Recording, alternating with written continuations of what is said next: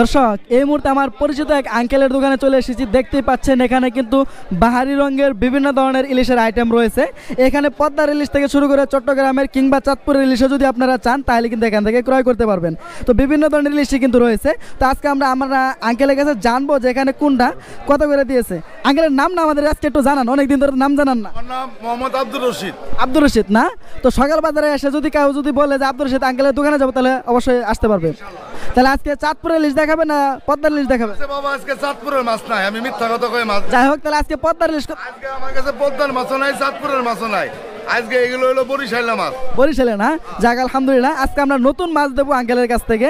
তো আঙ্কেল কিন্তু আজকে আমাদের বরিশালের ইলিশ দেখাচ্ছে, একদম খুব চমৎকার কোয়ালিটির এই বরিশালের ইলিশগুলো। আমি ইতিপূর্বে দেখছি কিনা আমার মনে নাই এরকম ভাবে। তো জানবো আঙ্কেল বরিশালের ইলিশ আজকে কত করে দিচ্ছে? কত করে দিচ্ছে ইলিশ আপনার 1 কেজি সাইজ বেচতেছি 1400।